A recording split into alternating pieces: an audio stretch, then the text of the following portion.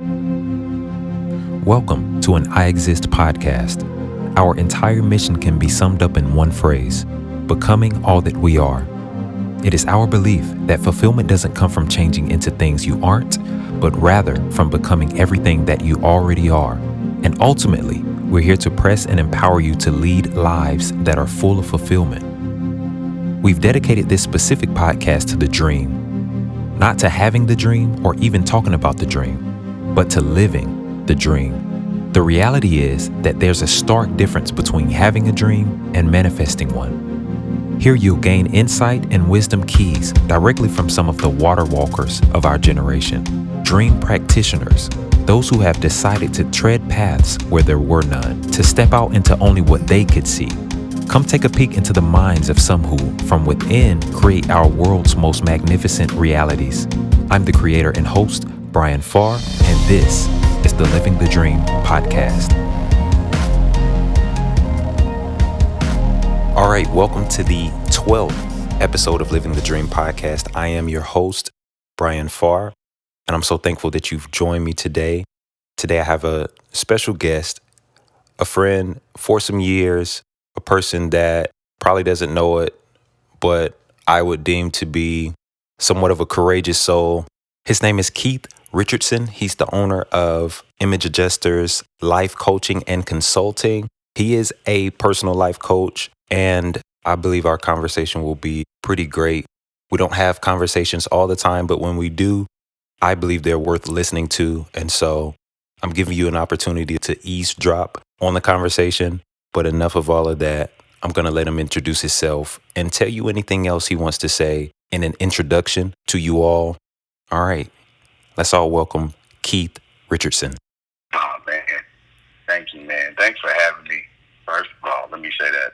I don't think there's anything else that I need to add. Pretty much covered it. I am a life coach, owner of Image Adjusters Life Coaching and Consulting. Do some business consulting, things like that as well. That's what we do there. But my primary role is a personal life coach. So, yes, sir. Excited to be here, man. I'm excited to have you here. I appreciate you jumping on real quick. Why don't you talk a little bit about how you got into life coaching, what sparked the idea or what spoke in you to kind of get into that lane? Man, so really I had this grand goal to be a psychologist and to basically get my doctorate, focus on the family, to be a counselor. That was my plan. And somewhere along the way, I bumped into, or I encountered a life coach. And it was so crazy because he was like so hands-on and so in your face.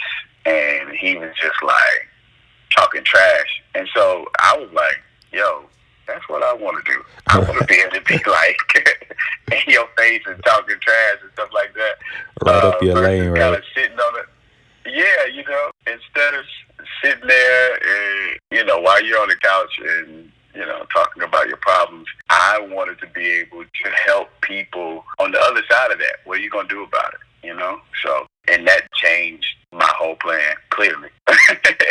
For sure. And then I did my research because life coaching, it was really new. It was very new then. So it was like not really many people knew what it was about. And so, yeah, including me. But once I did my research, saw what credentials I had to have to do so, I went for it. And yeah, man, and I'm glad I did. Dope. Yeah. I guess I can see exactly why you would want to attack it from that standpoint, being able to tell somebody off, right? I think the opportunity, I think to help people, had to be probably something that was in you for you to even decide that you're going to go to college for X amount of years just to be a psychologist. And I don't even know if you know this, but I've been to school for psychology about twice. And for whatever reason, as much as I enjoyed the subject, I hated all of the subjects around it. And so school and me just haven't agreed for a while now. And I do actually offer coaching services myself, but the reason why I'm bringing that up is because of relating to the idea of really wanting to help people beyond a surface level. I think it's a difference between giving a man a fish and then teaching them how to fish. And I think that once you are approaching the psyche in any type of degree, which with coaching, although it's not the same tactics or techniques as therapy, it does require things like knowing self and, just digging deeper than the surface level itself. And so I don't know, would you say that helping others is definitely a driving force there also? Oh yeah, absolutely. Before I even really had a name for it, it was that nagging thing. And I've heard a couple people say this before. The thing that bothers you the most is usually the thing that you're supposed to do. Absolutely. And so I know what bothered me the most is to see people not aligned with their passion or, what it is that they're supposed to do in life or wholeness. And that bothered me. And so I'm like, why does it make me mad For sure. to see somebody go in the wrong direction, going on a path that is not serving them, for lack of better words? And so for me, it was like, yeah, this is something that I'm supposed to do. I want to see people do well. I want to assist them in that so bad. And before I really figured out how to do it in a way that was not dysfunctional, I will say I would help people to a fault. Sometimes it would be like, hey, that ain't your responsibility. So I'm glad I learned the skills to help me differentiate the two, what was helping and what was enabling. But yeah, I definitely love helping people, man. I do. It's my heart. Times I've tried to run away from that, and I'm like, I just do give a damn. Like, that's crazy. Like, even when I don't want to.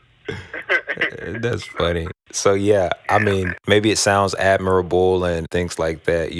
I think that heart is given to a person, and not to take away from any admiration of it. I'm only saying that because I kind of have the same heart and want to really help people. And of course, it's the reason why, we're recording this podcast right now. I think for myself, as far as getting into that whole lane, for me, and I'm already looking at this like, okay, I'm trying not to go too far down this rabbit trail of coaching, the subject of it. But I think for myself, it was so vital for me to learn certain things about, as you say, proper positioning concerning your purpose and really taking care of yourself as a total human.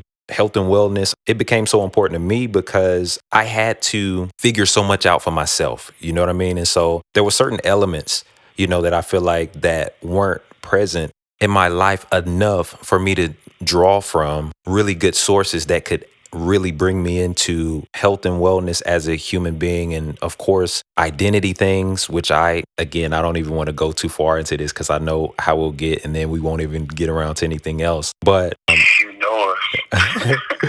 even like identity issues, which I feel like also comes from absentee fathers and just from my own experience and just, having to deal with those things growing up. It was almost like your burden becomes, I guess, a blessing if you can learn how to use it for others, and maybe if I can say it that way, like that's maybe more so what it came down to for me when I started noticing people's patterns and them not being able to get out of certain struggles and, overcome certain things, and really sometimes not even noticing the patterns they were in. Of course, these are key points in coaching itself, getting people out of debilitating patterns and, or all that type of stuff. And so it may have started with me personally, with my journey in specific. I think my desire to climb out of a rut or out of a hole that I couldn't define turned into me maybe wanting to do that for other people also, because I know it's possible. Yeah. Absolutely. I'm so glad that you brought that up. And I just got so excited while you were talking. And I was like, yes. I'm so glad you brought that up, because I think that's absolutely what makes me the coach that I am. My own experiences and what I've found from the beginning of all of this to now is that most of the things that I desire to help other people with, I end up in some way experiencing. And for sure, it just gives me a different way of connecting, man, for real. And it's like I found myself in some of those ruts or in some of those holes. And it's funny because I'm like, I just really want to help people do this or do that. And of course, you could read books and get all of this knowledge about things, but sometimes that just teaches you about people. You know what I'm saying? For sure. Book might have taught me some things about people, but I gained understanding through experience. Absolutely. And so what you just said just kind of speaks to that for me. It's kind of like I gained a lot of understanding through my experiences, which really make me a great coach, because what I've learned, even in my coaching practice, that sometimes I don't have to say anything to people but me too. And they're like, what? you know? Yeah. And to see the change that actually happens, or their state, how it changes their state just by saying me too. And they're like, oh, not just me, huh? It's not just me. And it's like, no, me too. I understand you. And so them having somebody who is across the table from, or whatever the environment is, a person that understands them, it's like, dude, like that makes it all more dope and valuable to them, because they're just like, yo, I can really just kind of lean into this moment a little bit more because somebody understands me. You know what I'm saying? Absolutely. So, yeah. It's a difference between what's lived and what's learned, and that's how I always put it. I guess I've said this maybe a couple times. I don't know if I've always said it publicly, but I can say that I've quoted this a couple times, whether just in conversation or whatever. And to be honest with you, even in the last episode, one thing that I said that kind of helps people, there are certain things that do get people in a rut. And I named 3 of those things, and it was bad information, bad company, and bad beliefs, right? And so the way that I lined it up again on the last episode was that bad information will lead you to bad beliefs, which will cultivate bad company, right? And so ultimately, you're just going to want to make sure that you aren't getting bad information, right? And so I always say this too. There's a difference between information and knowledge, right? Knowledge is something which is the exact same thing I'm saying about lived and learned. There's a difference between what you've lived and then what you've learned. It's the same principle that goes behind the statement that you can teach what you know, but you can only reproduce what you are, right? And so there's no way I can really push somebody into something that I have not become myself, right? There's no way I can advertise, let me show you how to be a millionaire. And people do this all the time. They're manipulators, but I'm saying, I can't say, let me teach you how to be a millionaire. Go ahead, call it what it is. Put a name on it. I can't say like... Just in case y'all were wondering, those are manipulators, guys. Absolutely. But there's no way I can say, let me teach you how to be a millionaire, and I've never touched $1 million. You know what I'm saying? Or if it's not present in mind. Yeah. So, again, it's a difference between what's lived and what's learned. And I'll maybe share this as an encouragement to all coaches, not to undervalue the experience you have and feel like you got to go off and try to start teaching things that you don't know yet. You may have learned it, but you don't know it. You know what I'm saying? And so, yeah, it's a difference between lived and learned, but what's lived is more effectual, is essentially what you're saying. And I'm just concurring with what you're saying. Yeah, and I totally agree. And even in my coaching training, and even one that I'm experiencing now and going through, the whole objective from the beginning, they let you know that the intention is not to come here to figure out how to change people, but this training will transform you. And through those experiences, you'll be able to touch the lives of other people and assist them in their transformations. So the whole idea is really to be transformed yourself. And in turn, that does affect the lives of other people. And it affects how you assist other people and your connection. So, yeah, absolutely, man. I agree. Completely agree. And again, I'm trying not to rabbit trail. I'm trying not to go too far down. But I also wanted to say this too real quickly, and I don't want that to be misconstrued with the idea that you can't always necessarily talk about something you haven't quite experienced firsthand. And here's what I mean. There are certain principles that cross over, right? And so... Right.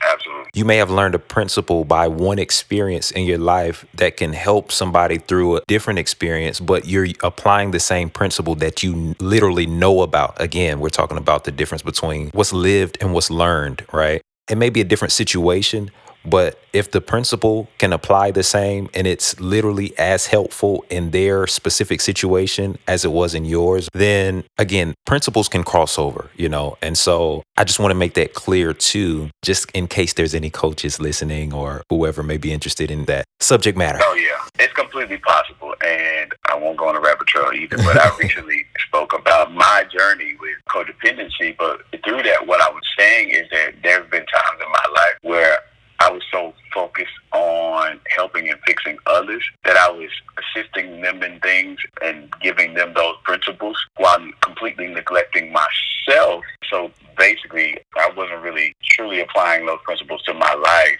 but I was teaching them to others. And some of them really became successful through it. You know what I'm saying? Because sure. they actually applied the principles. So yeah, it is completely possible to to know some principles or some things that you haven't completely lived through and even teach it. Sometimes people, they catch on to those principles and yeah, they find success in those. I won't say that was unfortunate. That was definitely enlightening for me. It was a very big learning lesson and helped me to overcome codependency. That's a whole nother story. But yeah, I just thought I would share that to really piggyback off of what you were saying. Yeah, it's possible. It is completely possible. Yeah, and we're digging now. It's too late to turn around, but what that also made me think about was, it was two things. I think you're smart to learn, right? You can learn things, but specifically, even the things that you can know inwardly, that you can know internally, you become a wise man once you can follow those instructions. A principled man or a person that learns to follow those things is what separates a smart person from a wise person oftentimes. And then also here's the second thing I'll say.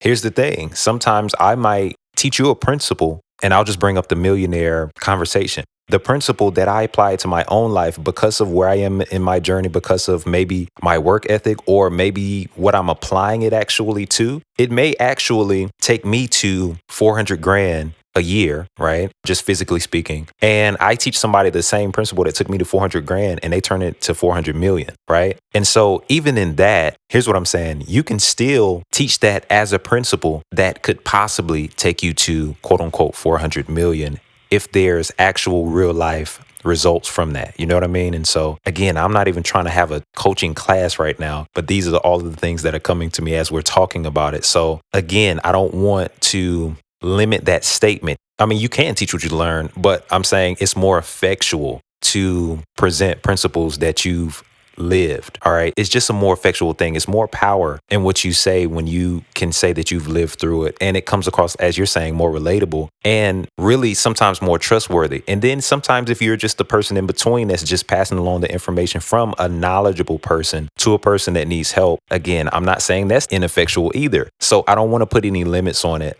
I just wanted to clarify a couple of those things. And I'm going to tell you exactly why I'm saying this. This is really good for right now, too, to be honest with you, with the climate of the world. You don't necessarily have had to grow up in the ghetto in order to help somebody on that side of quote unquote town. You understand what I'm saying? So, right. Yeah. Writer, producer, artist, coach, and inspirational motivational speaker, Brian Farr takes us on a deep, retrospective, and introspective journey ranging from his childhood until life today that invokes the question, will I live a life of significance or one of safety? Filled with experience-gained wisdom and revelatory insights, A New Home dares its readers to ask themselves the hard questions concerning their need to fit in. How far will you go? And will all the efforts you've made be worth it in the end? This perspective-shifting discourse is a must-read, and through its hard-hitting yet relatable, tear-jerking, and even at points comical nature may prove to be more of a life-changing event than just a good Sunday morning read. Get your physical copy or digital copy today at Amazon.com.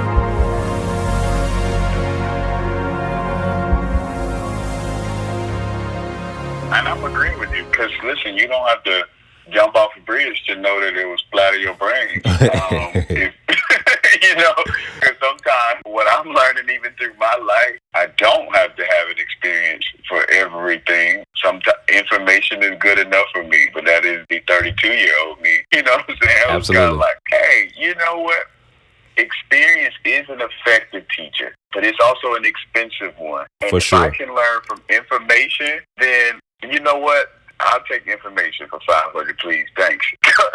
Let's go. You know what I'm saying? So absolutely. Yeah. And here's the one distinction I'm making. I feel like as long as it's lived information, if that makes sense. Now, it doesn't matter if the wisdom was passed on to you or you were using wisdom by learning from somebody else's mistake. And so therefore you don't have to necessarily go through what they went through in order to gain the proper perspective and apply certain principles to your life. But it would help if you were applying those lessons to yourself first before you go and try to teach them to somebody else, because then you don't know. You know what I'm saying? And it's better to teach from what you know rather than from what you heard. And I guess that's what I'm trying to get across more than anything.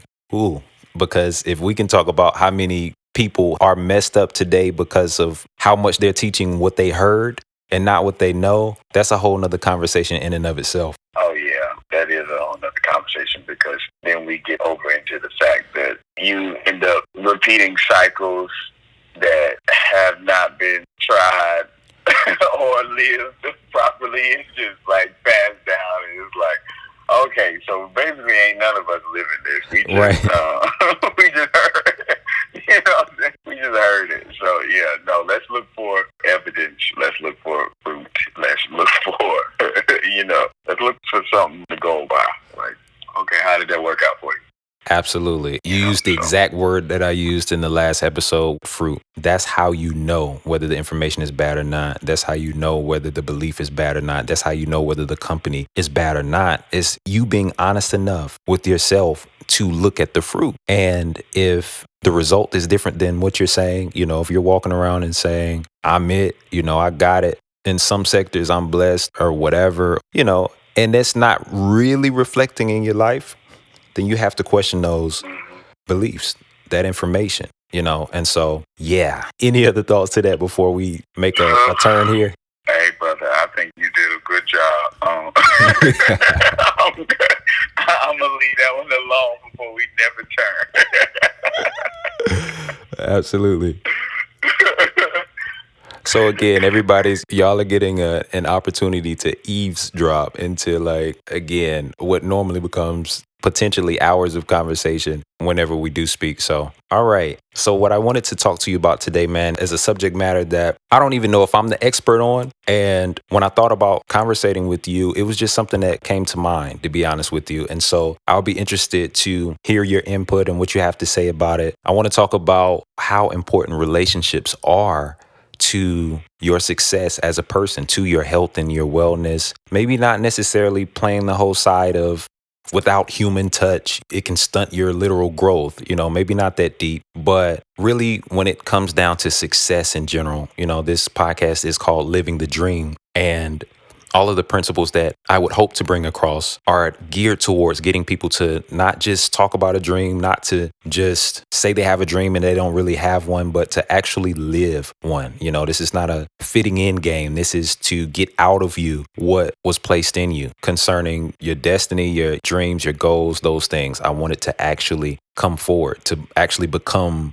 as we just said, fruit. So with that in mind, how important are relationships? The only reason I use the word tribe is because I've heard you use it before. And so maybe you want to approach it from that angle. Or let me just ask you this. What is your definition of a tribe itself? It really does describe an inner circle. It is your closest friend group. And so I think to keep it simple, I would say your tribe is your inner circle. I think as we kind of dive more into the conversation, it'll really kind of be a little self-explanatory, but that's what my tribe is. But your tribe could be comprised of friends.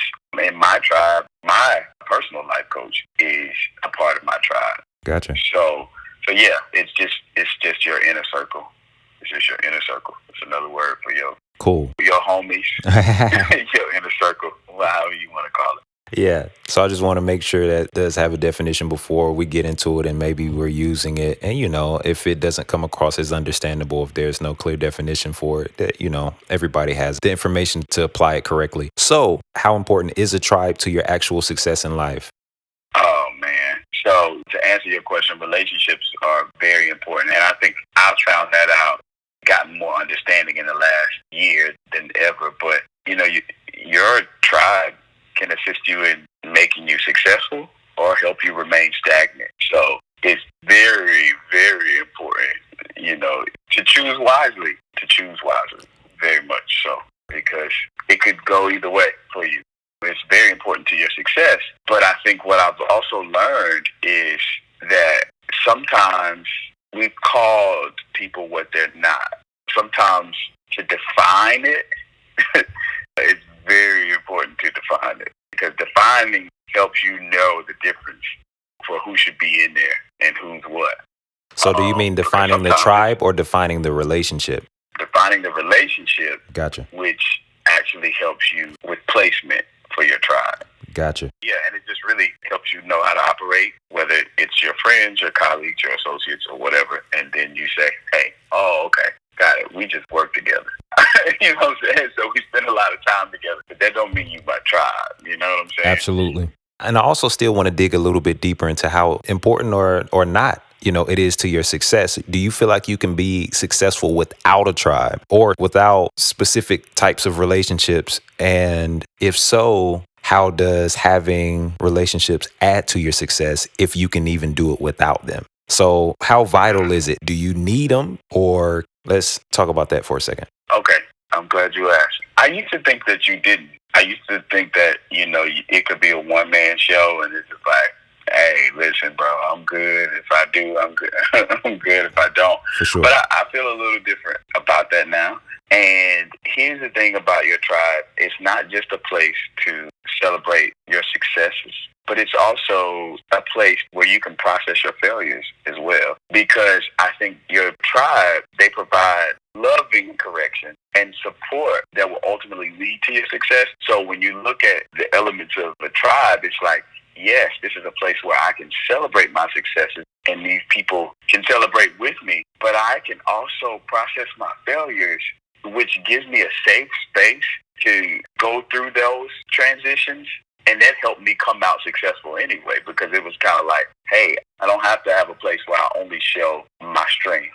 You know what I'm saying? This isn't a place that I only have to show my strength. This is a place that I can not only process my failures, but show my weakness. And these people are able to just love on me, first of all. Hey, sometimes it's just like, hey, dude, look, let's sit through it. Hey, let's go to a bar. It's not even always like instruction. And so going through that, I think, is very key to your success, because who doesn't experience setbacks or roadblocks or, I don't like to use that word a lot, but failures, because I do feel like failures are lessons. But listen, we have to process those too. You know what I'm saying? Absolutely. And so I feel like that is a vital benefit from your tribe and to your success. Yeah. So with you starting off even by saying that you felt like at one point in time, maybe it wasn't as necessary, but with life, with time, with lessons, with wisdom coming along with age, you found that they are necessary. So let's just actually define absolutely necessary. And I'll share in on that too, that question. But absolutely necessary, or is it like icing to a cake? It would be great if you had it, but without it, you can still pull something together. How necessary? I believe you can make some strides without them, but I also believe that you cannot be the spectator and the participator. And so you need someone who can see parts of you and can say, I know you think that this is what you're doing, but that ain't, I know you think you're tight right now, but this is how this is being perceived. This is how this is coming off. And it doesn't necessarily have to be some idea that they're trying to put on you. It could be something that you're saying, hey, this is something that I want to accomplish, or this is what I think that I'm supposed to do, and they can help you with that. But it's very hard to sit in both of those seats. And so I'm learning, I didn't think that it was absolutely necessary, because what I'm learning is I don't know if I've really ever fully experienced a tribe like that. I believe that I had pieces or glimpses of it, but that's why I also started with defining, because, I think for some of those relationships, hey, our schedules intersected, and we just had a time where we spent a lot of time together. But after experiencing a tribe, which I really kind of found in a place where I like to use a term about rock bottom or hitting the rock. When I hit the rock, and I'm like, yeah, I don't give a damn anymore. And I didn't care about being vulnerable. You know what I'm saying? Yeah. And through that, I was able to experience what the tribe was, because I think at first, for me, I wasn't looking for it because I wanted to give it. I was always like the person who I wanted to be loyal. I wanted to do all the things that now I value in a tribe. We can go into that with my characteristics of the tribe, what they're made up of. But really take into account that, like, hey, I need this. I need this for myself. And there may be a time, because I was making strides. So to answer your question, it's like, yeah, I was making some strides, but I didn't take into account that, man, there might be a time where you don't have as much strength as you think you do. And I love God, and, I'm a believer, but I also believe that there is some human interaction that you need that is essential to your health and your success. Yeah. So I do believe that it's absolutely necessary. I would say it is necessary. Absolutely. I think that, even in the subject matter of God, I think that he purposely hides himself in the people around you so that you can't get to him without going through other people. I love that. I think he did it to make it necessary for us to have a relationship with each other. All right, you just got finished listening to Tribal Blessing featuring guest Keith Richardson. I want to thank you for stopping through and listening. And I also want to invite you back to listen to the second part of this mini-series next week. We release episodes every Sunday at 12, and we've got some good information coming for you guys. Again, I appreciate you. And before we leave, I want to remind you or inform you about a couple opportunities. The first of those opportunities is to actually support the podcast. There's a number of ways you can do that. You can share it, you can rate it, and you can also support it financially by going to Patreon, that's Patreon, patreon.com/Brian Farr. That's my name. It's BRYANPHARR. Patreon.com/Brian Farr, where you can contribute to it financially so that we're able to continue to grow the platform and get it to all the places it needs to be. I thank you for your support in advance. I also want to remind you about a new coaching program through my health and wellness brand, IEXIST. With everything that's going on in the world right now, one thing I hope you all realize is an opportunity. And that opportunity is to start fresh, to have a fresh start right in the middle of this pandemic, right in the middle of what is still a quarantine for some of you guys. I want to provide the aid for you to finally get the dreams going that you've sat on the shelf, or if it's total reinvention you need, we have the perfect program for you, and it's called the Start Fresh program. If you go to becomingallthatweare.com and go to the store, you will find that coaching option there, or you can go to the coaching council page and you can navigate there from the menu. You'll see that coaching program option on both of those pages. If you would like to request coaching service from our guest Keith Richardson, or to just get in contact with him, you can find him on Instagram at The Image Adjuster, or on Facebook as Keith Richardson. As always, I pray that your way be made prosperous. And until next time.